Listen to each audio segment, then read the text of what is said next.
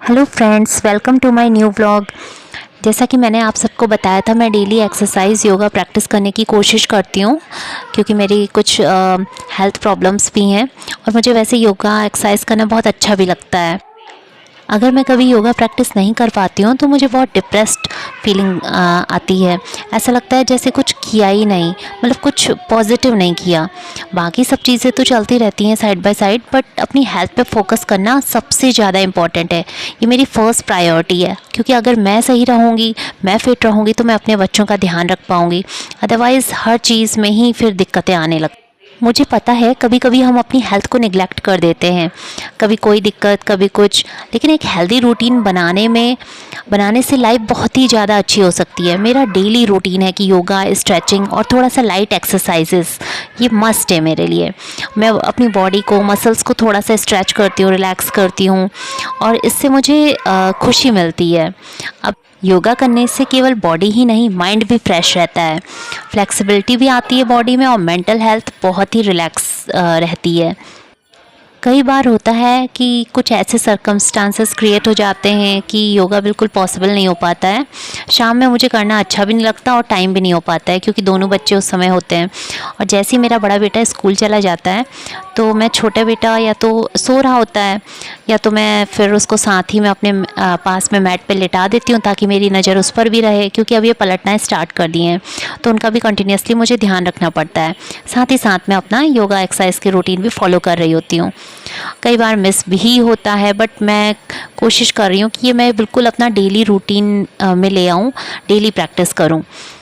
और इस वजह से भी मैं इसको रिकॉर्ड ज़रूर करती हूँ ताकि मैं अपने व्लॉग्स में इसको डालूँगी तो मुझे एक मोटिवेशन भी मिलता है और एक कंपल्सरी, मतलब मुझे लगता है कि हाँ, मुझे ये करना ही करना है। भले ही मुझे थोड़ी सी क्लिप्स डालनी है बट मुझे करना है योगा। इससे मैं थोड़ा देर के लिए कर करके फिर मेरा 1 आवर का ड्यूरेशन लगभग मैं कंप्लीट कर ही लेती हूँ। कभी कभी तो मेरा बड़ा बेटा जब घर पे होता है तो मेरे साथ ही में योगा प्रैक्टिस करता है। उसके व्लॉग्स, उसको तो आपने व्लॉग्स में भी देखा होगा, साथ में वो योगा कर रहा होता है। तो इस तरह से वो भी मोटिवेट होता है और मेरे साथ में एक्सरसाइज करके उसको भी अच्छा लगता है। उसके लिए मैंने अलग से क्लासेस भी ज्वाइन कराई थी बट उसमें वो कंटिन्यूस नहीं हो पा रहा था, तो अपने ही साथ में कभी कभी प्रैक्टिस करवाती हूँ, स्पेशली सैटरडे संडे जब उसकी स्कूल में छुट्टी रहती है।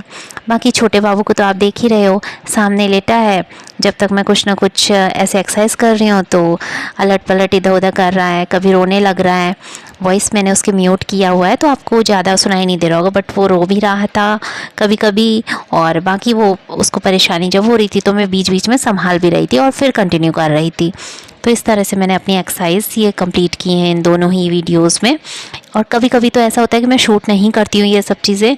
पहले मैं इग्नोर करती थी बट मैंने सोचा क्यों ना आपको ये चीज़ें भी दिखाऊं कि बैकग्राउंड में मतलब किस तरह से मैं मैनेज कर रही होती हूँ, क्योंकि आपको लगता होगा ईज़िली मैं मतलब ये सब चीज़ें कर रही हूँ, मज़े से व्लॉग बन जा रहा है, बट बहुत ही दिक्कत होती है। कोशिश रहती है कि इन चीज़ों को ना डालूं, बट शायद ये मैं गलत सोच रही थी, बिकॉज डालना चाहिए, जो भी है चीज़ें रियलिटी है भाई, जिस तरह से मैनेज किया जा रहा है। तो मैंने सोचा डाल के दिखाती हूँ, चलिए। और बाकी प्रेगनेंसी में लगभग मेरा 15 किलो तक वेट बढ़ा है।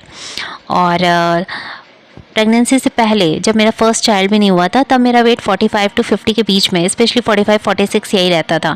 बहुत ही फिट और लाइट महसूस करती थी, बट जब फर्स्ट प्रेगनेंसी हुई उस टाइम मेरा वेट 57 तक गया।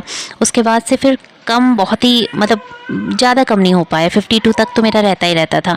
और अब की बार मेरा 68 तक गया और अभी भी मेरा 60 वेट है ही, 60 से 65 के बीच में बना रहता है। तो मुझे ये वेट कम करना है क्योंकि वेट से भी बहुत सारे इश्यूज़ और बढ़ जाते हैं, तो वो मुझे मैनेज करना है। बट उससे भी ज़्यादा मुझे फ़ायदा हो रहा है कि मेरा PCOS का इशू इससे सॉल्व हो रहा है।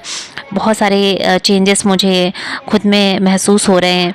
कुछ पोजेस हैं जो स्पेशली वुमेंस हेल्थ के लिए बहुत ज़्यादा फ़ायदेमंद हैं, जैसे कि वृक्षासन है, ट्री पोज, कोबरा पोज, भुजंगासन, बालासन, चाइल्ड पोज है और सेतु बंधनासन है, फॉरवर्ड बेंडिंग पोज होता है, शोल्डर स्टैंडिंग पोज होता है, और नाड़ी शोधन प्राणायाम जिसे आप अनुलोम विलोम के नाम से भी जानते हैं, वो बहुत ही ज़्यादा फायदेमंद है। ताड़ासन, माउंटेन पोज है, और लोटस पोज होता है, पद्मासन। तो ये सब पोजेस रेगुलर करने से बहुत ज़्यादा इफ़ेक्ट पड़ता है हेल्थ में। तो और जिस भी चीज़ में, जैसे फॉरवर्ड बेंडिंग में जिनके बैक पेन होता है उनको दिक्कत रहती है, तो वो चीज़ें मैं थोड़ा सा अवॉइड करती हूँ, कम करती हूँ। बट मोस्टली मेरी कोशिश रहती है कि आसन्स को प्रैक्टिस करूँ, और उससे मुझे इम्प्रूवमेंट भी नज़र आ रहा है। आज के ब्लॉग के through specially to the mothers and working ladies, सबके लिए मैं बस यही कहना चाहती हूँ कि आपकी हेल्थ आपकी प्रायोरिटी होनी चाहिए। देखिए, अगर बच्चे हैं आपके, तो बच्चों के लिए भी आप एक अच्छा रोल मॉडल बन सकती हैं। खुद के लिए वक्त निकालना कभी कभी बहुत ज़्यादा मुश्किल हो जाता है, लेकिन अपनी हेल्थ के लिए हर दिन कुछ मिनट निकालना बहुत ज़रूरी है भाई। अगर आप अपनी हेल्थ पे ही ध्यान नहीं देंगी तो बाकी चीज़ों में आप अपना बेस्ट कैसे दे पाएंगी। इसलिए ज़रूरी है कि आप अपनी हेल्थ पे ज़रूर से ध्यान दें। भले ही थोड़ी देर के लिए ब्रीदिंग एक्सरसाइजेस कर लीजिए, थोड़ा बहुत स्ट्रेचिंग कर लीजिए। इससे भी आप अपने को थोड़ा बहुत फिट महसूस कर सकती हैं, और अपने में चेंजेस, अगर ये चीज़ें रेगुलर करेंगी ना, चेंजेस भी आपको खुद ही नज़र आने लगेंगे। देखिए, मेरा मानना है कि सक्सेस, मनी, फेम ये सब तो आता रहेगा लाइफ में, बट हेल्थ सबसे ज़्यादा इम्पॉर्टेंट है। अगर हम हेल्थ को मेंटेन नहीं रख पाए ना, जो भी चीज़ें ज़िंदगी में आएंगे हम उनका आनंद कभी नहीं ले पाएंगे। ये सब चीज़ें चलती रहेंगी, बट हेल्थ वापस नहीं आ सकती है। इसलिए हमें इस पे कंटिन्यूसली वर्क करते रहना चाहिए। अगर ये एक बार पटरी से नीचे उतर गई ना, तो संभालना बहुत मुश्किल हो जाता है। फिर बाकी की ज़िंदगी मेडिसिन, रेस्ट, यही सब पे कटने वाली है। तो कौन चाहेगा कि भाई बुढ़ापा छोड़िए, जो यंग जनरेशन है भाई, वो तो 30 के बाद 35 के बाद ही वैसे भी इतना ज़्यादा एक्टिव नहीं रह पाते हैं। बहुत सारी प्रॉब्लम्स देखने को मिल रही हैं आजकल की जनरेशन में, और स्टार्टिंग में यंगस्टर्स में ही देख लीजिए कितना ज़्यादा प्रॉब्लम रहती है। एक तो खान पान का ध्यान नहीं रहता है बच्चों को, पहले ही इतना ज़्यादा केमिकल्स फूड में पड़े हुए हैं, पेस्टिसाइड्स, वो मारने की दवाएं मिलाई जाती हैं, तो उसकी वजह से भी फूड पे बहुत इफ़ेक्ट पड़ रहा है। तो हेल्थ वैसे भी डिटेरियोरेट कर ही रही है सबकी, बट एटलीस्ट हम अपनी तरफ से तो कोशिश कर सकते हैं ना कि उसको मेंटेन करने के लिए जो जो हमारे हाथों में हम वो सब प्रैक्टिस कर सकें। और जंक फूड भी अवॉइड करना चाहिए, कोशिश करें कि वो सब भी ना खाएं। मैं भी कोशिश कर रही हूँ चेंजेस लाने की अपनी लाइफ में। ये तो शुरुआत है, बाकी चीज़ें भी अभी बहुत सारी मुझे अपने में चेंज करनी है। धीरे धीरे करके सब पॉसिबल होगा। अगर आपको मेरी जर्नी से कुछ सीखने को मिल रहा हो तो मुझे सपोर्ट करें, अपना प्यार दें, और मेरे व्लॉग्स को फॉलो करें।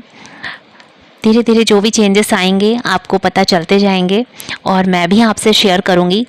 अभी तो फ़िलहाल मैं अपनी एक्सरसाइज का ही ये शेयर करती हूँ और डेली व्लॉगिंग शेयर करती हूँ। बाकी की चीज़ें धीरे धीरे आपको बताऊंगी, रिवील करूंगी, तो मेरे साथ में बने रहिएगा। Okay, thanks for watching my vlogs, and please like, share and subscribe. खुदी को कर बुलंद इतना कि हर तकदीर से पहले खुदा बंदे से पूछे कि बता तेरी रज़ा क्या है। ठुकरा कर क्यों मोहब्बत को अपना ली है तंज नज़र। चेत जा वक्त रहते तू बदल अब डाल यह डगर। काटना यूं सफ़र अपना खुद में कम सज़ा क्या है। खुदी को कर बुलंद